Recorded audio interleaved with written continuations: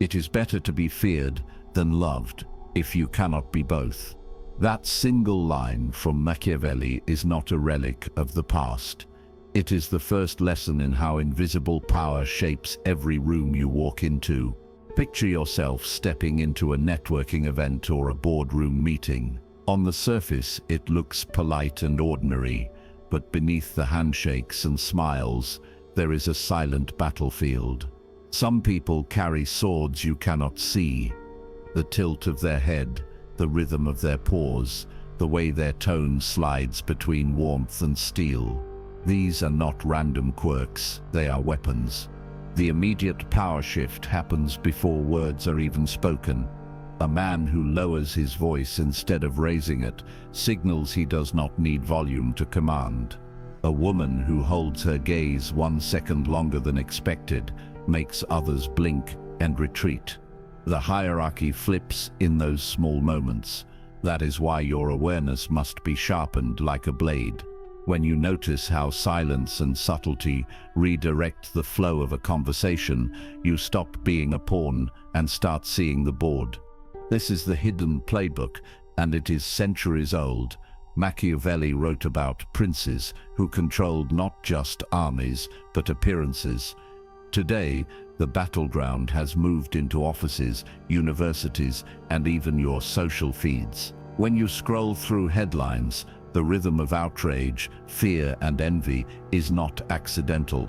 Propaganda thrives because it knows how to tug the strings of bias already living in your mind. In corporate culture, the same levers appear when a manager praises one colleague in public but criticizes another in private. It looks like simple feedback. In reality, it is a manipulation that resets loyalty and hierarchy. The court of Florence has been replaced by the office kitchen, but the tactics are unchanged. The cost of ignorance is submission. If you do not recognize these signals, you are already being moved like a piece in someone else's game. Think of a workplace disagreement. One person raises their voice, pounding the table. Another responds with calm precision, letting the silence after their words hang heavy. The room respects the second person, not because of the content alone, but because of the control. That calm presence becomes the throne. Lose awareness here, and you give away power without even realizing it. You must command yourself first. Train your eyes to see the glance that lingers too long. Train your ears to hear the pause loaded with intention. Train your own body to sit still when others fidget. Do not rush to fill the silence. Do not let your words bleed power. Hold your ground like a fortress. When you walk into any social situation, remember this: the throne is not given, it is claimed. The first battle is perception. The enemy is ignorance, and the command is simple. He who controls himself controls the strings. A prince who cannot command himself will never command others. That truth is the first law of power. Your mind is not a neutral space. It is a throne room, crowded with courtiers whispering in your ear. Each thought arrives like a rival advisor, anger demanding action, doubt urging retreat, ambition promising glory. If you do not impose order, these voices fight among themselves and you become their subject instead of their sovereign. To manipulate others with clarity, you must first discipline the inner court. Every emotion you feel is a claimant to your throne. Fear wants to seize it by spreading panic. Envy whispers poison that corrodes judgment. Desire urges shortcuts that weaken long-term position. If you allow them to argue unchecked, you hand the crown to whichever impulse shouts the loudest. To rule the court, you must learn to recognize each emotion as a schema, not a truth. Label them as envies presenting arguments, not commands. Listen, weigh, and then decide from the throne.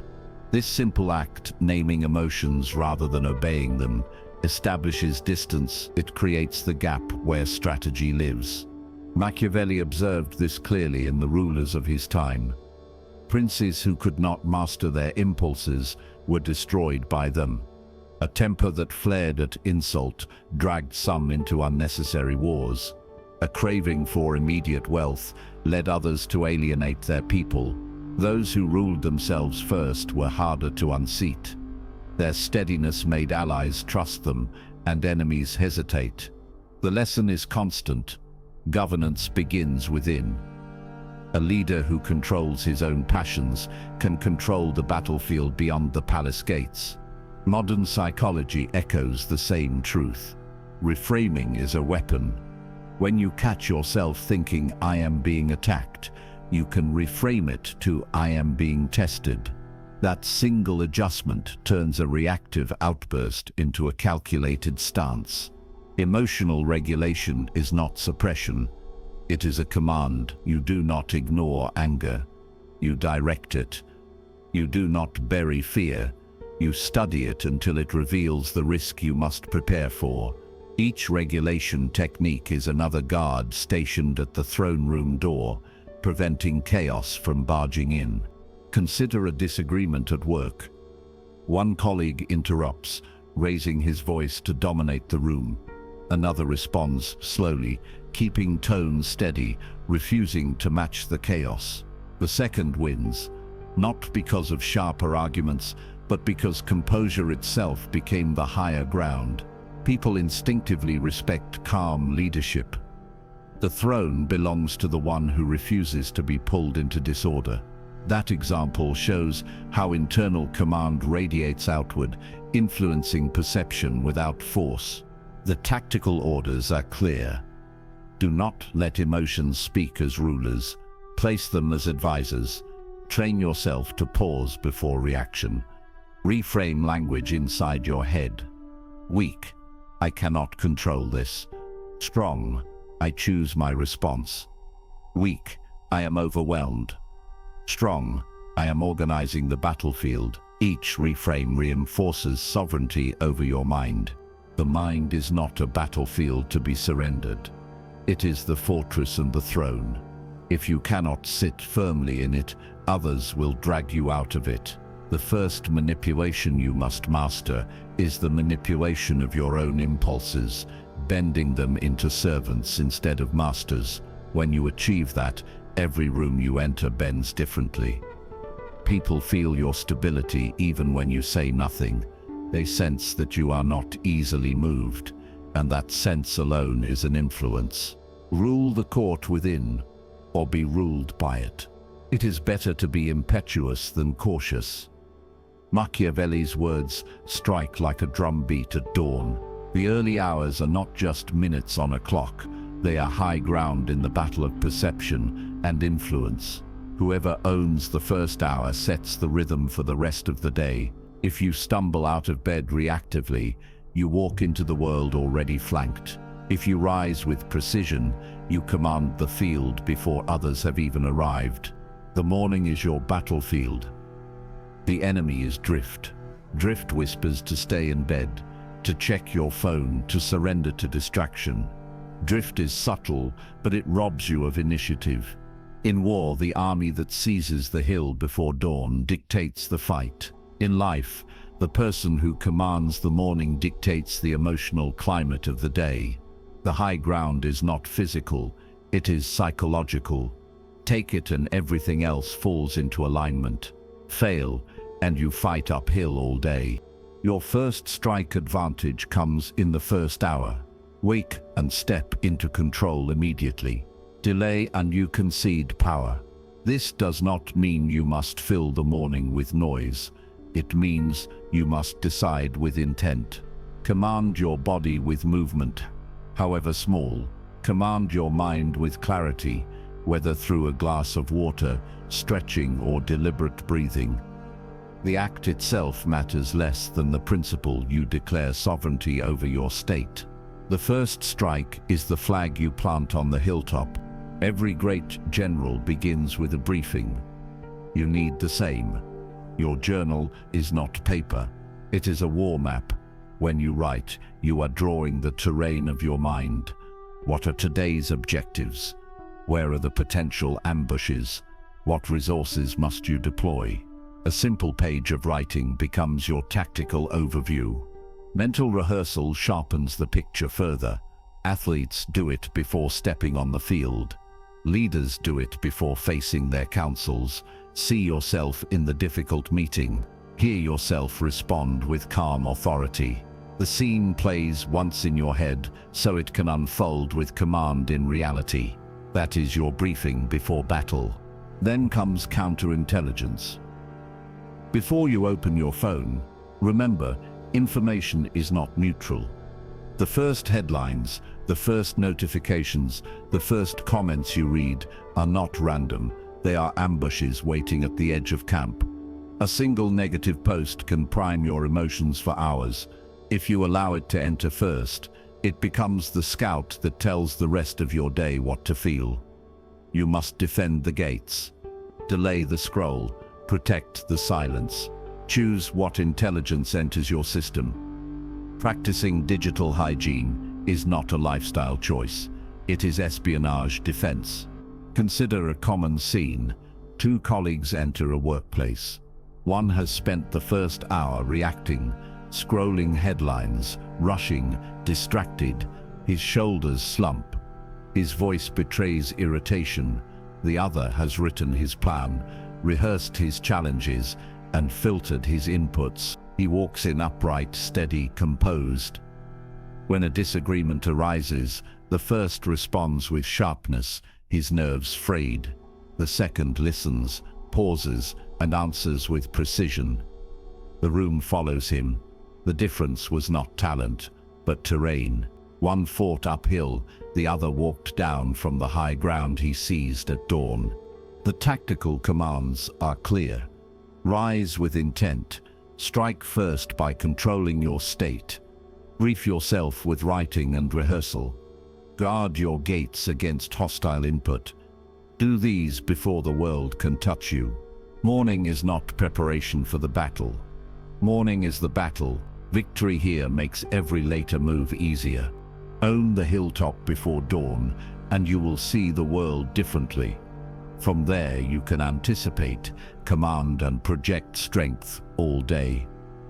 Remember this mantra: seize the morning and you seize the throne. Silence is not weakness. It is a blade hidden beneath the cloak. In every confrontation, people expect words to clash like swords. When you hold your tongue, the rhythm breaks. Others rush to fill the gap, and in that rush they reveal their insecurities, their strategies, and their fears. Stillness becomes a weapon sharper than noise. The pause itself seizes the initiative, forcing the opponent to overextend. This principle is ancient. Sun Tzu wrote that supreme excellence lies in breaking the enemy's resistance without fighting. Silence is one of those unseen tactics. In negotiations, the person who speaks less often dictates more. The boardroom shows it clearly. A manager asks for updates, and most scramble to justify themselves, speaking quickly, layering words. The one who waits, listening, observing, responding only when necessary, shifts the entire balance. Silence projects composure. Composure projects authority. Authority shapes perception long before evidence is weighed. Machiavelli recognized that appearances control outcomes as much as action. A prince who speaks recklessly shows desperation. A prince who holds silence at the right moment commands curiosity and caution from others. Modern life mirrors this. The leader who pauses during conflict signals that they cannot be rushed or baited. They turn tension into leverage. People instinctively assume that the one willing to wait knows more, sees more, and therefore deserves respect. Picture a duel, not with steel, but with words. Two rivals stand before an audience. One attacks quickly, throwing points like arrows, his pace fast, his breath heavy. The other stands grounded, unmoved, waiting.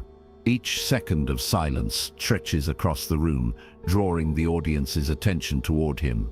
Finally, he speaks one precise line, cutting through the noise. The duel is over. He won not by force, but by patience. The silence was his shield and his sword. This tactic is not about passivity. It is about calculated restraint. You must train yourself to endure the discomfort of silence, to let others reveal their positions while you remain unraidable. Do not rush to explain. Do not panic when tension rises. Hold, wait, then strike with clarity. Weak, I must respond now. Strong, I will respond when it serves me. Weak, silence means defeat. Strong, silence is my advantage. In everyday disagreements, the same principle holds. Imagine someone accusing you unfairly in a meeting. The instinct is to defend immediately, to fight back. But when you remain silent for a few beats, maintaining eye contact, the weight shifts. The accuser feels the pressure of their own words. Others in the room notice the imbalance. When you finally speak, calm and deliberate, the impact doubles. You did not shout them down, you let them collapse under their own momentum. The commands are clear. Do not fill space with noise. Use pauses as deliberate strikes.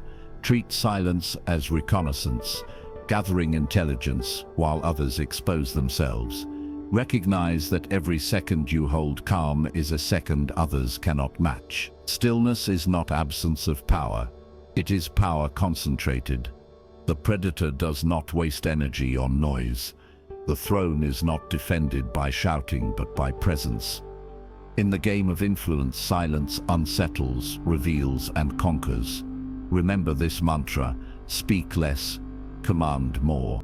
A ruler who fails to eliminate threats at the root invites his own downfall. Machiavelli made this point plain when he wrote that injuries must be inflicted once and decisively. The same law applies not only to politics, but to your personal alliances and inner circle. Power is weakened by hesitation, and hesitation often takes the form of keeping weak links around out of sentiment, fear, or habit. If you do not cut what drains you, it will cut into you. Think of your life as a fortress. Every person inside its walls either strengthens your defenses or leaves cracks in the stone. Toxic alliances are cracks disguised as allies. They smile at you while quietly draining your energy, diverting your focus, or undermining your confidence. In politics, rulers carried out purges to remove conspirators before rebellion grew. In daily life, you must carry out psychological purges. The enemy is not always dramatic. Sometimes it is the constant complainer, the manipulative friend, or the colleague who never respects your boundaries. Keeping them close signals weakness. Removing them signals command. Network power laws reveal another reason elimination matters. In most cases, 80% of your influence and opportunity will come from 20% of your connections. That means the majority of people in your orbit contribute little to your advance, and some actively pull you backward. The mathematics of networks does not bend to sentiment. If you invest your time evenly across everyone, you spread your resources thin and weaken your position. Concentrate on the critical few who align with your direction. Identify the drains and cut them. This is not cruelty, it is strategy. Every general redeploys forces away from failing positions to strengthen the decisive front. You must do the same with your time and relationships. Elimination requires emotional coldness, but coldness is not cruelty. It is clear. Letting go does not mean hating. It means refusing to carry what undermines your ascent. In fact, when you detach calmly, you show others that you cannot be controlled by guilt or manipulation. That presence alone commands respect. In a professional setting, imagine a disagreement where a teammate pressures you to stay involved in a project that no longer serves your goals. Instead of justifying endlessly, you state firmly and calmly that your focus must shift to higher priorities. You do not argue, you do not defend, you do not apologize excessively. The pressure dissolves because your stance is unmoved. The tactical commands are precise. Audit your alliances regularly. Mark those who consistently weaken your resolve.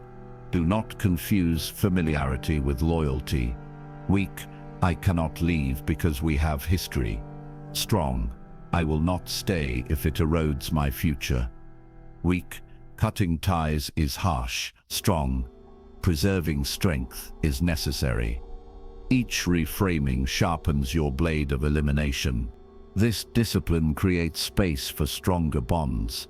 By removing weak links, you send a signal that your time, energy, and loyalty are scarce resources. Others adjust their behavior accordingly. They treat you as someone who cannot be drained without consequence. That shift alone elevates your standing in any group. Ruthless elimination is not about isolation. It is about command. The throne cannot be shared with traitors. The battlefield cannot be won with deserters. Your life cannot advance if burdened by anchors. To rise, you must cut what pulls you down. Remember this mantra: remove the weak links and the chain becomes unbreakable. It is better to be feared than loved, if you cannot be both. Machiavelli wrote those words to warn rulers that perception is often more decisive than reality. Authority is not only about what you do, but how you appear while doing it. The mask of command is the armor you wear in every room, the projection of composure that makes others defer before a word is spoken. If you neglect the mask, you hand the stage to someone else. The performance of power begins with your body. Shoulders forward, gaze steady, breath controlled. These are not cosmetic details, they are signals. Micro-expressions betray hesitation in less than a second. A twitch of the mouth, a drop of the eyes, and the audience reads weakness. History shows that rulers who could not control their faces often lost loyalty before they lost battles. Modern science echoes it. People assess confidence in milliseconds. You must control these signals deliberately. Hold stillness when you feel the urge to fidget. Let your tone stay calm when pressure builds.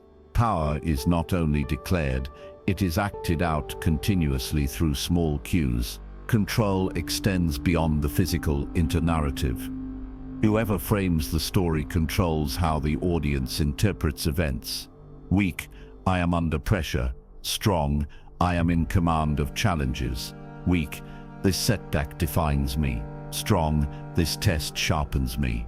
Language is part of the mask.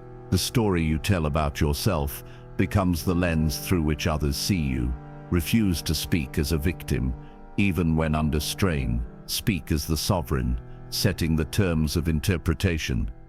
The mask becomes stronger with every carefully chosen word. In the modern era, the mask has expanded into new royal courts. Social platforms are arenas where perception is built and attacked. Instagram becomes a stage where composure is tested through images. LinkedIn becomes a chamber where authority is measured in words and achievements. These arenas do not forgive sloppiness.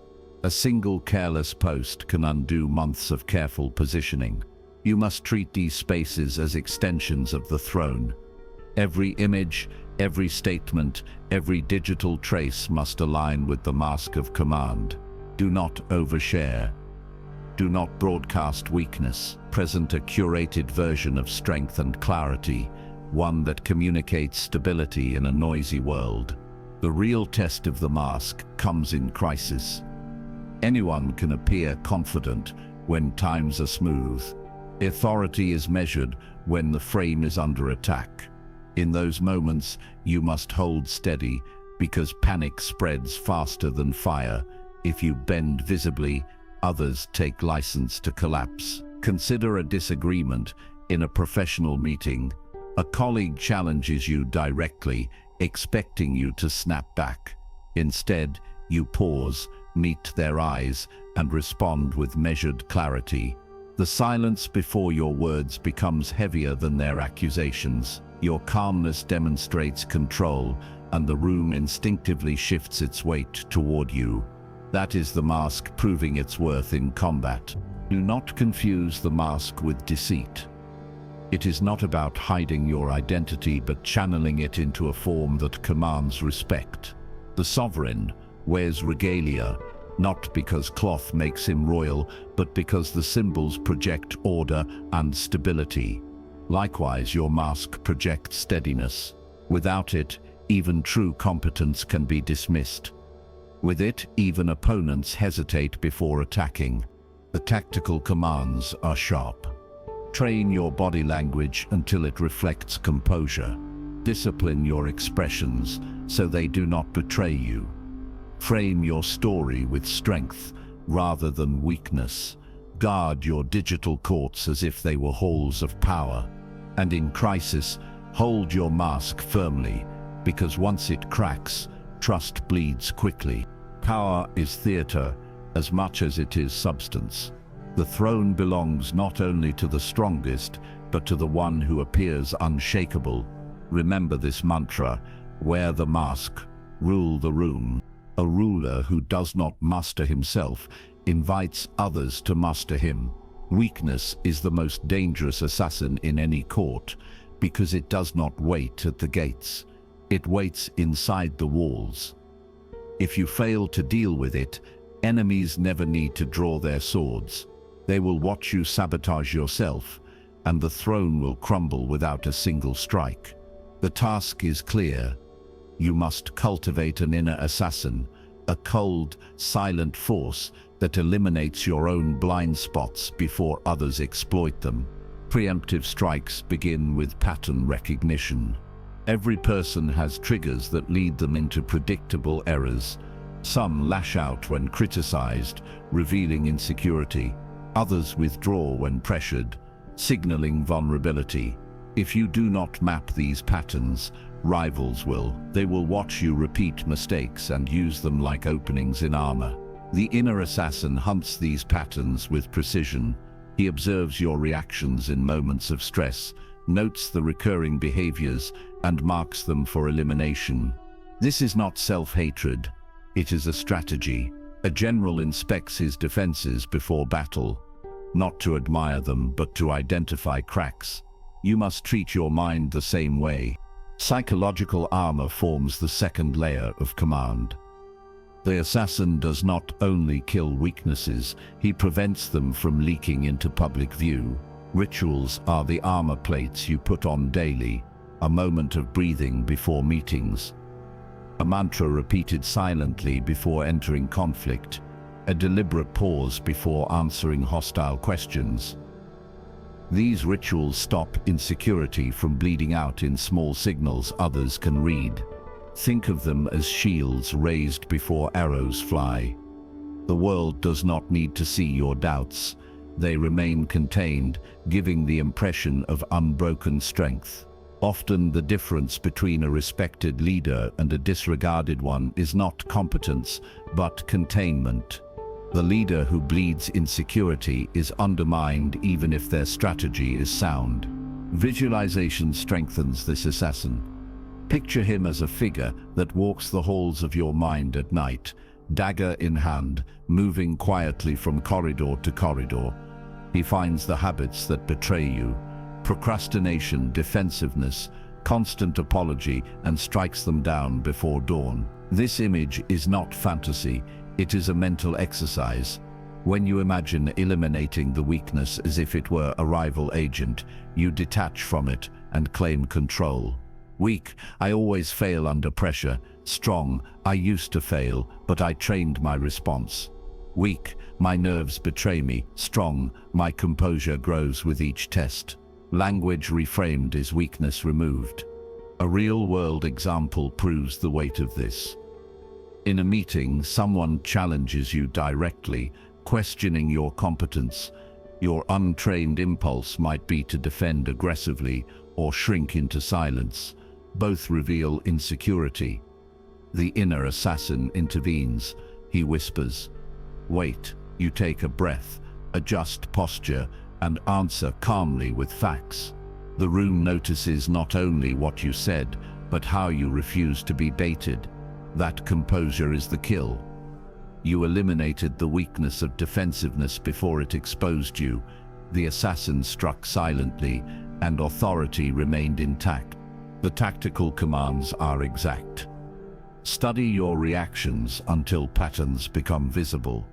Identify what behaviors hand power to others and prepare preemptive strikes against them. Build rituals that cloak your insecurities so they do not seep into your presence. Use visualization to train the mind, sharpening the assassin who hunts weakness within. Each step hardens your throne. Without the inner assassin, you walk into every room surrounded by enemies who already know where you will fall. With him, you walk armed, silent, unreadable. He is not your enemy. He is your guardian. Let him cut away the flaws before others can use them as daggers against you. Kill weakness before it kills command. Fear and desire are the two wolves that circle every human being. One pulls forward with promises of gain. The other pushes back with threats of loss. Machiavelli understood that rulers who mastered these instincts could guide whole nations without lifting a sword. The same law applies today. If you want to control social situations, you must learn to feed both wolves strategically. Desire becomes bait, fear becomes boundary, and together they shape the limits of behavior around you. Desire is bait because people chase what they want faster than they defend what they already have. You can see it in business negotiations when one side frames an offer as exclusive, limited, or too valuable to ignore. The other side feels urgency not because the facts changed, but because the bait was dangled skillfully. In personal life, the same rule works with opportunities. Presenting an idea not as obligation but as chance activates the hunger for gain. Weak, you need to do this. Strong, you will gain from this. The framing shifts compliance into pursuit. When people believe they are chasing reward rather than obeying instruction, they follow more willingly. But fear is the line that stops the chase from turning into chaos. Without fear, desire runs unchecked and leads to disrespect. Fear does not require cruelty. It requires clear boundaries. A leader who tolerates every intrusion is soon ignored. One who calmly establishes what will not be crossed commands attention. In workplaces, this looks like setting limits on communication. If colleagues see you answer every late-night message instantly, they assume constant access. If you establish a boundary, responding only within chosen hours, they adapt. Fear of crossing your limit ensures respect. This is not hostility, it is the invisible perimeter of your authority. The interplay of desire and fear forms the balance of influence. Offer too much bait without boundaries, and you appear desperate. Enforce too much fear without offering rewards, and you appear tyrannical. The craft lies in combining them. Give something people want, but make it clear that disrespect costs access to it. Leaders in history used patronage the same way. They rewarded loyalty with opportunities, yet punished betrayal swiftly. The same principle can be adapted without cruelty in modern settings. Acknowledge contribution generously while maintaining non-negotiable standards of respect. Modern applications reveal how these levers still govern. In negotiations, the one who frames an outcome as mutual gain while quietly signaling that alternatives exist holds the upper hand. They feed desire by showing benefit, then feed fear by reminding the other side that loss is possible if terms are ignored. In workplace dynamics, managers who combine encouragement with clear standards achieve both loyalty and discipline. The colleague who only criticizes breeds resentment. The one who only flatters breeds complacency. The leader who mixes reward with firm expectation commands both. Even in relationships, subtle framing shapes interaction. Desire is shown by recognition and praise. Fear is communicated by consistent boundaries. Both together create respect without overt conflict.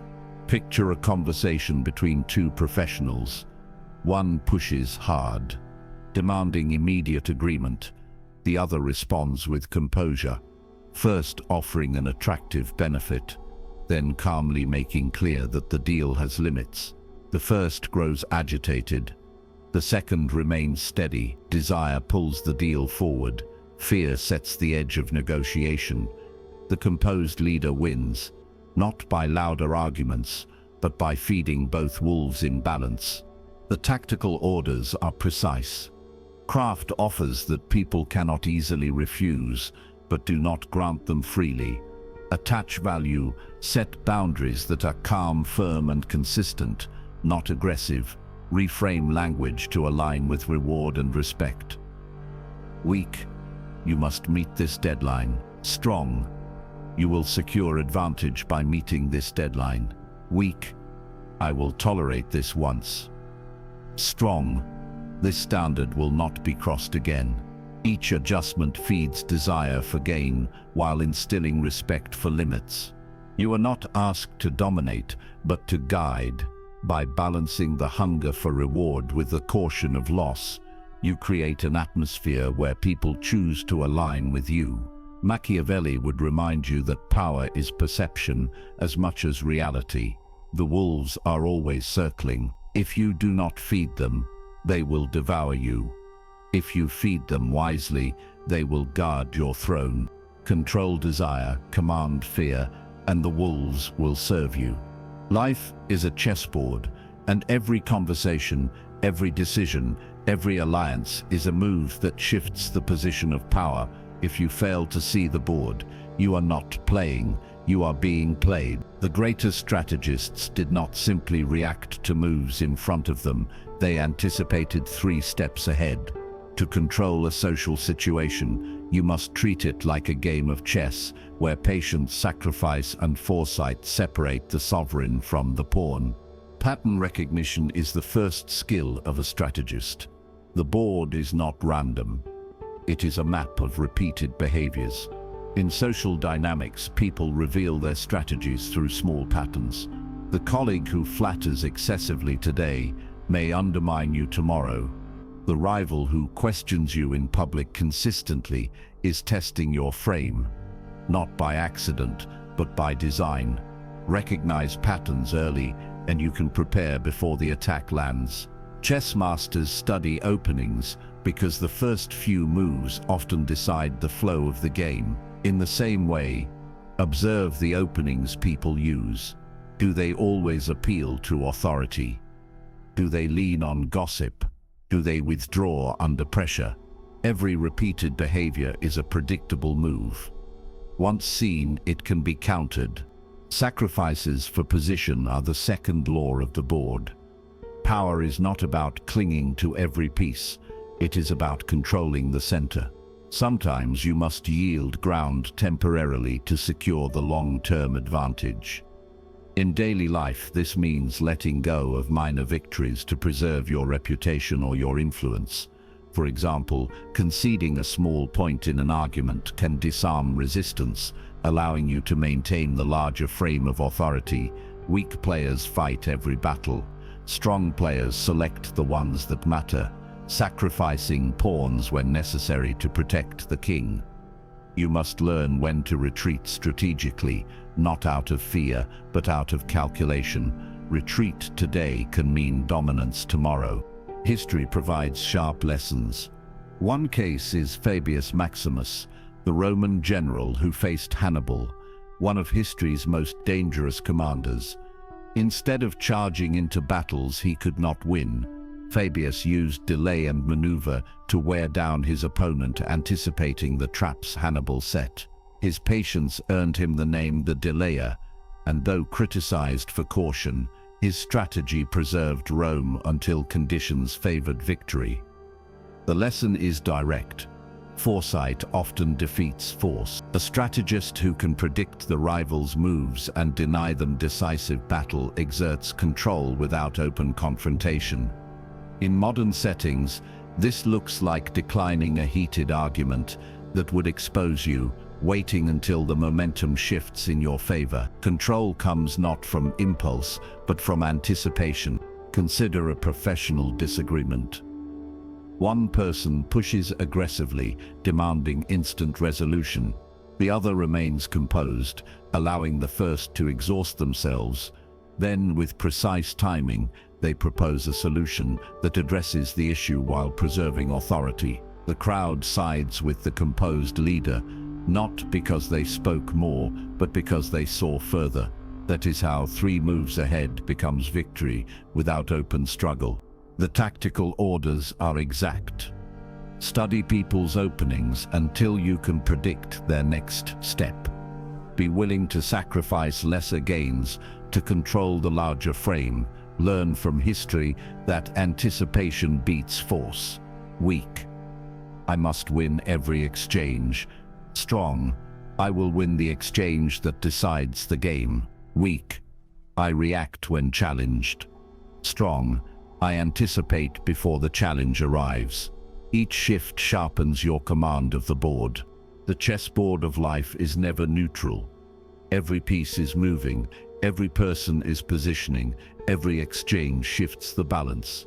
To act without foresight is to walk blindly into checkmate.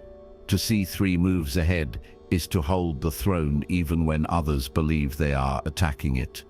Anticipate, and you cannot be cornered. An unbreakable core is not born. It is forged through ritual. Distraction, pressure, and manipulation prey on the undisciplined. If you want to command yourself and others, you must temper your will like iron in fire. The mind without ritual bends under stress. The mind trained daily becomes immovable, no matter the storm. The first step is daily tempering. Small self-denials build enormous resilience. Skip the unnecessary indulgence, not because it is evil, but because mastery grows in refusal. Cold showers, delayed meals, resisting the impulse to check your phone. These are not trivial acts. They are training cuts on the blade.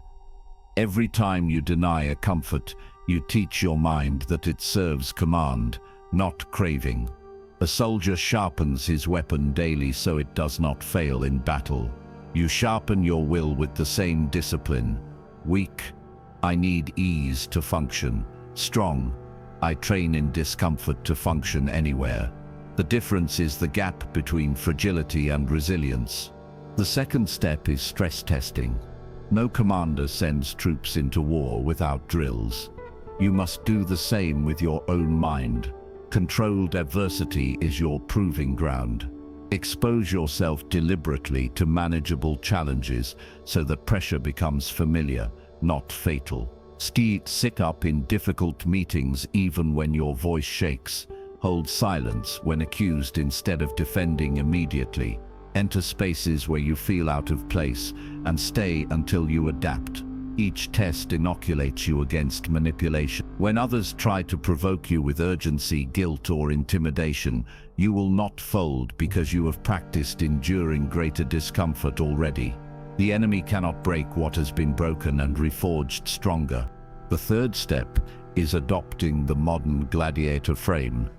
Every day is an arena where your will is tested, not just in grand moments, but in ordinary choices. The gym becomes a training ground for endurance. The commute becomes practice in patience. The digital world becomes a battlefield of attention where every swipe and click tests your sovereignty. If you see life as random, you remain unprepared. If you see life as a series of drills, you rise sharper each day. The gladiator who enters the arena with ritual behind him walks differently than the one who trained casually. You must enter every day as if it were combat, because in subtle ways it is. A simple example proves this. In a workplace discussion, tension rises. One person caves under pressure, rushing to agree just to escape discomfort. Another holds a calm, steady voice, unshaken.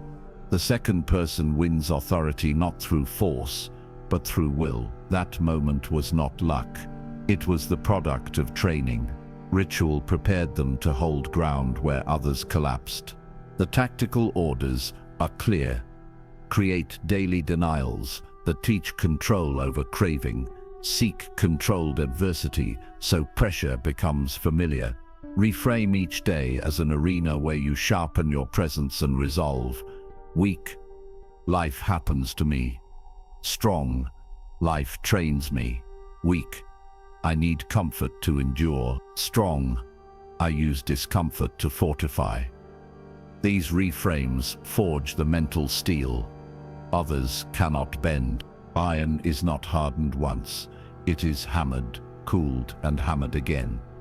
Your will must be treated the same way. Every denial, every drill, every frame is another strike of the hammer.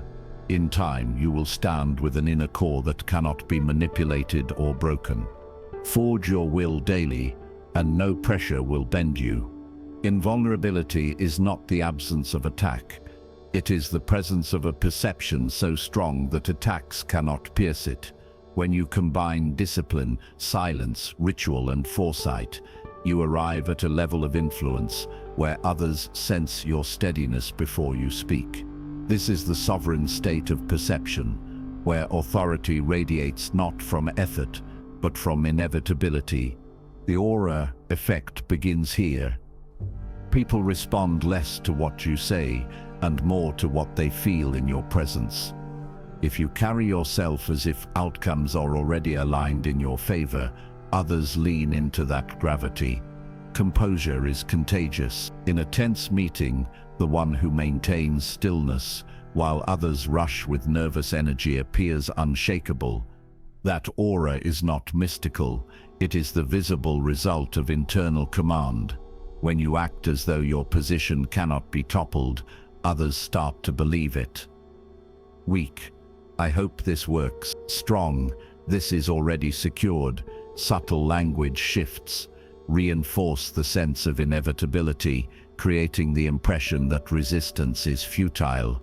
Network immunity forms the second shield. Reputation is armor, and it must be forged before the attack comes.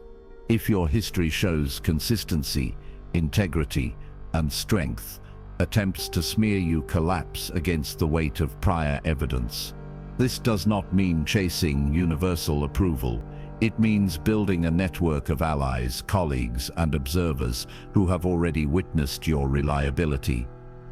In practice, this looks like keeping your word, delivering results consistently, and treating others with measured respect. When an adversary tries to undermine you, those watching instinctively defend you, not because you demanded it, but because your record compels it. In the digital age, this shield is even more critical. Every post, every statement, every action contributes to or erodes the armor. Guard it with care, for perception travels faster than truth. A scenario exercise sharpens this idea. Picture yourself as an emperor moving through hostile territory. Eyes watch from every corner. Whispers stir, but your stride is steady. Your gaze direct, your aura calm. You do not rush, you do not explain, you do not flinch. The crowd senses your inevitability, and though some wish to strike, none dare. This visualization is not fantasy, it is training. Imagine yourself in everyday settings the same way, walking into a negotiation, entering a debate, or holding silence in conflict. Each time, carry the frame of an emperor, untouchable in hostile space. The more you rehearse this mentally, the more your body projects it naturally. Consider a disagreement at work.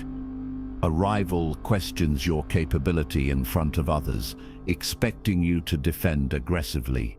Instead, you pause, look directly at them, and respond with composed precision, making no effort to outshout. The room notices that you are unmoved, and the weight shifts silently toward you.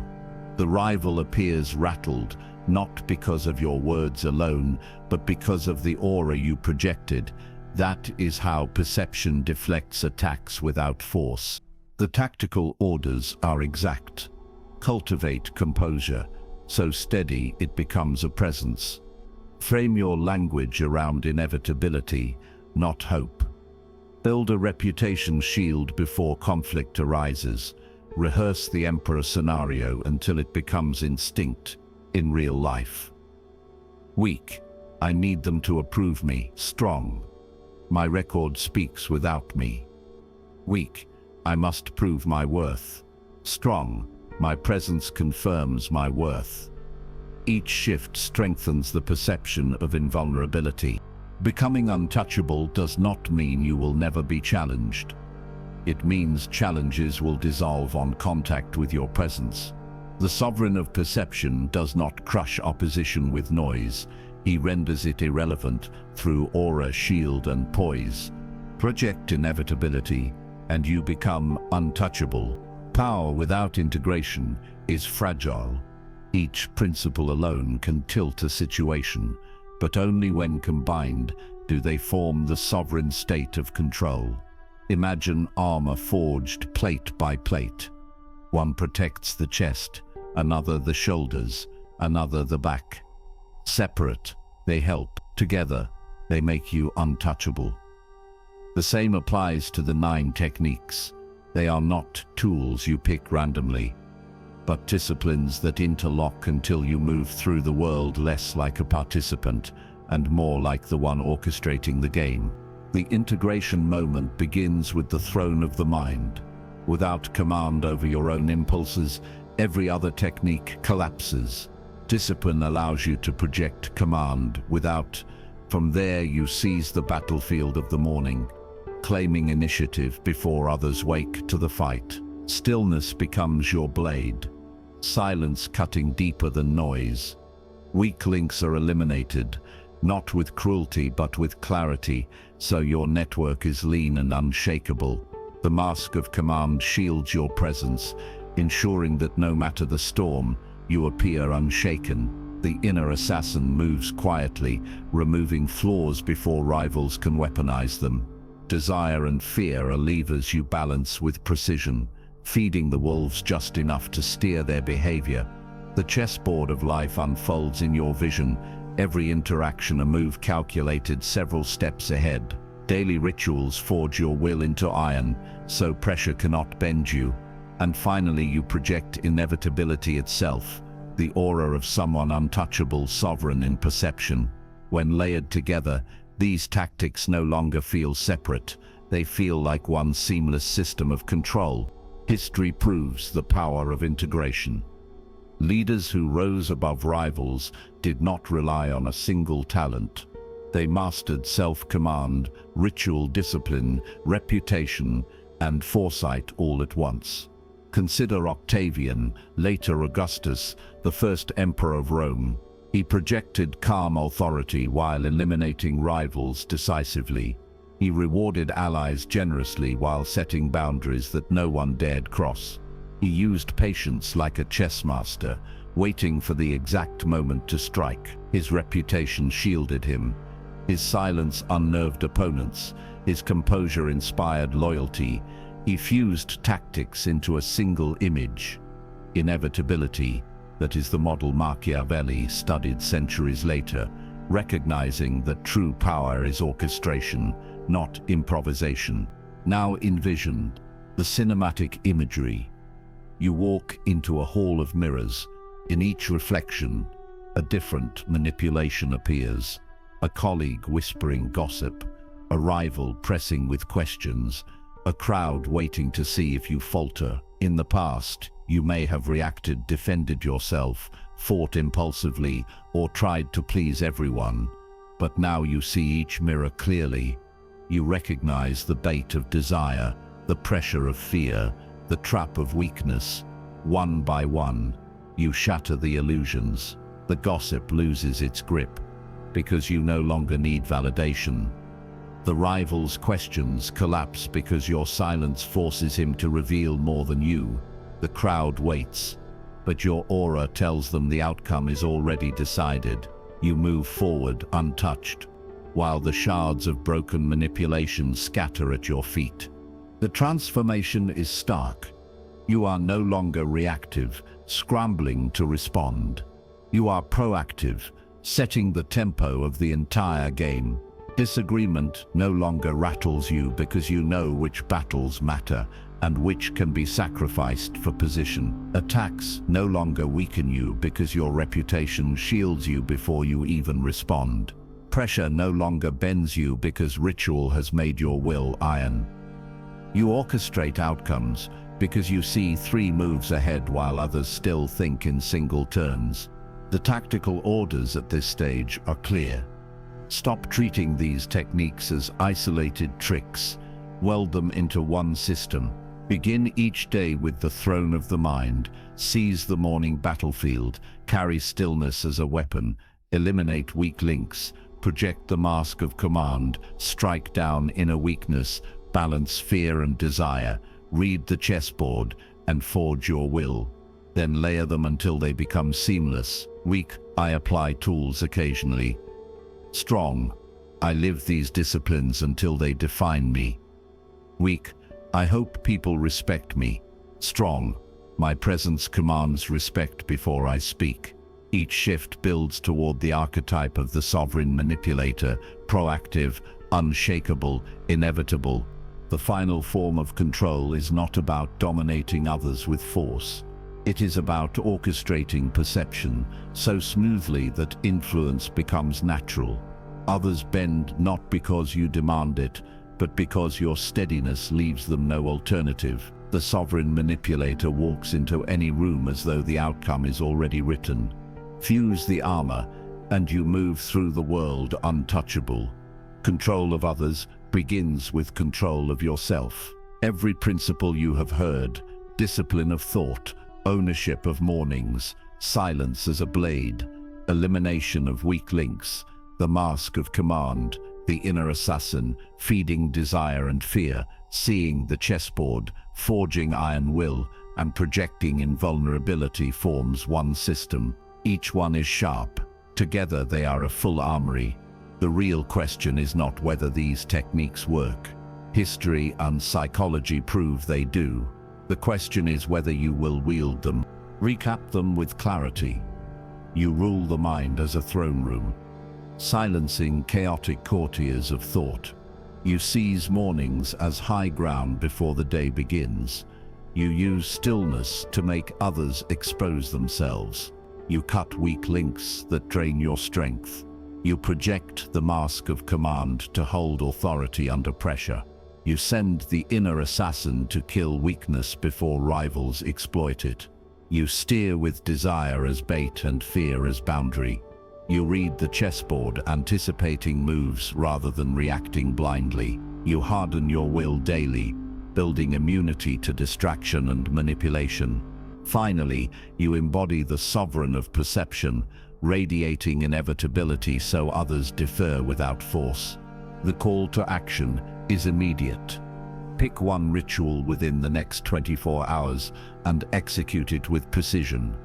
Wake tomorrow and command your first hour as if it were a battlefield, or hold deliberate silence in a conversation where you once would have rushed, or put on the mask of composure when you feel pressured. It does not matter which ritual you choose. What matters is that you act now. Strength is built through repetition, not intention. You do not wait for perfect conditions. You strike first.